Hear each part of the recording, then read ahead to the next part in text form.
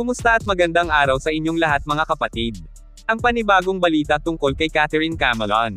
Yan ang ating pag-uusapan, ngunit bago yan ay huwag kalimutan na mag-like at mag-subscribe po sa ating channel. Bilang suporta maraming salamat. So viral nga po ang mga sinabi ng biglaang paglutang nitong nagngangalang Karen Castro mga kapatid. Na kung saan sinabi nga niyang nakita di umano niya si Catherine Camelon na nakasidsid sa isang sako. Kwento niya na sa isang bukid nga daw niya ito nakita, nananawagan siya sa mga pamilya o kamag-anak ng biktima na mag-message sa kanya. Para makatulong sa kasong pagkawala kay Catherine, ngunit ang tanong kung totoo ba talaga ang mga sinasabi ng babaeng ito mga kapatid.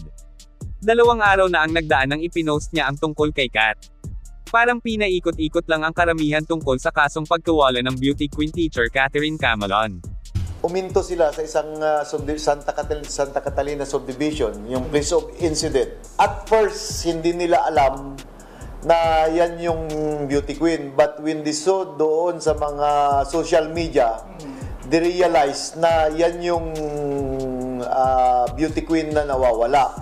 Immediately, pinakita namin yung Raj Gallery at they were able to identify one of the suspect through his physical feature and yung tattoo niya dahil very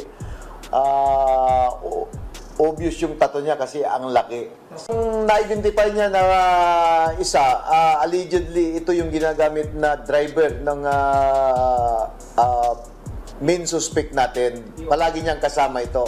Mayroon din po kaming isang witness na si allegedly na itong nawawalang beauty queen bago mawala, she was able to tell her friend na magkikita sila itong person of interest. Siya po yung last na magkasama sila. At allegedly, meron silang kumbaga love relationship. Okay. Let's say boyfriend. Boyfriend niya itong suspect natin.